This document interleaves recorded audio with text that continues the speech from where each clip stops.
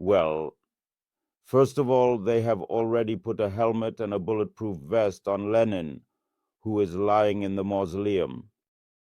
The additional protection for the mummy of the leader of the proletariat was demanded by the Duma communists, justifying it by saying that Vladimir Ilyich is in a zone of potential impact. Well, you understand that Moscow is getting more and more shaken with each passing hour. And May 9th will likely become the day of victory over fear. The stands around the mausoleum are being fortified with all sorts of tank armor, and the most important guests, whom the Kremlin fears for the most, will be instantly whisked away by pneumatic lifts into the depths in case of an alarm. But they will still be able to watch the parade of the well-dressed Uruk-hai, at least through periscopes. The National Guard has been ordered to close the armored shields in case of an air or ground attack on Red Square. I have posted a video of the rehearsal of these amazing armored shields closing on my Telegram channel. This is done to prevent shrapnel from penetrating the heads and abdomens of high-profile guests. And Moscow and its residents are being reassured as best as they can in Chinese, it turns out, by the main intelligence directorate of the General Staff of the People's Liberation Army of China. By the way, their intelligence is not as bad as you might think. And this main intelligence directorate has issued a warning. But in truth, it only warned the citizens of China, the citizens of the Celestial Empire, about the inadmissibility of visiting the capital of the Russian Federation on the 8th and 10th of May. I have the literal reports from this intelligence in my Telegram channel. It warns of a high risk of a terrorist attack in Moscow and asks citizens to refrain from traveling. And this has already been picked up by Chinese publications. Chinese citizens are advised to postpone or cancel visits to Moscow if possible. And those who are already in the capital of Russia are recommended to refrain from attending the parade and mass events in the city center. So, well, the great mover, Vova, he managed to create this effect of a besieged frontline city. And there is a possibility that as a result of all his efforts, the people's faith in the wisdom of the leader's plans will still be shaken. And the inhabitants of Russia might suspect that, most likely, the Tsar is a fool.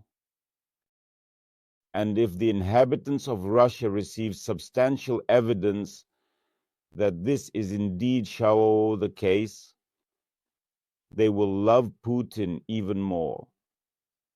Because Russia in general adores idiots on the throne. And the main trait of Putin, as we can see, even from the example of this May 9th, is his absolute inability to foresee the consequences of his actions and decisions. His second, equally characteristic problem is his complete inability to learn.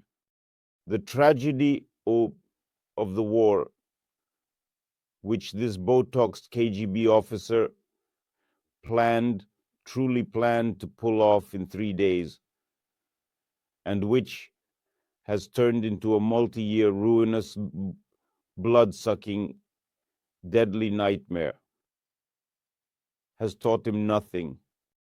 Today he is just as blind and just as foolish as he was in 2022. He is still driven only by show-offs, his delusions and whims. Moreover, his pathologies have, of course, worsened over these years. And so, by organizing this parade, in theory, yes, the leader should have understood, considering everything that is happening, considering the context, that this parade would primarily turn into a demonstration of his fears, a parade of nightmares, a kaleidoscope of terrors. And it happened. And indeed, it did happen. There is no victorious, arrogant imperialism. It didn't work out with it. Moscow is like a cornered mutt, tail tucked, drool dripping, and the look is miserable. Well, you already know that the internet was shut off in Moscow yesterday, and it will also be shut off starting tomorrow. Anti-drone patrols are roaming everywhere, and on the rooftops, air defense personnel are setting up nests with their air defense equipment, and the police are combing through, inspecting all suspicious apartments, attics, basements, conducting total searches and uncovering secret nests of saboteurs. And look also, due to the restrictions on takeoff and landing at Moscow airports, because of the threat, planes of foreign delegations, those delegations that are supposed to arrive in Moscow, will be redirected to the airports of St. Petersburg, Nizhny Novgorod, and Kaluga. The protocol is being urgently changed, and the heads of delegations are being offered to land in one of the safest regions of Russia and then travel to Moscow by train or car for the parade. And in Ramenskoye, near Moscow, an air threat has already been declared today, and the local administration is already openly, without hesitation and unnecessary shyness, announcing, avoid open areas, move away from windows, relocate to the central part of the building, or better yet, to the basement, if possible. This is also quite an official report. Vnukovo Airport informs that from May 8th to 12th, it is strengthening passenger screening measures, and everyone is urged to arrive early, about 2 to 3 hours in advance, and to be understanding of the lengthy delays. Well, anyway, these are their problems. They came up with all this themselves. Their pain and their passion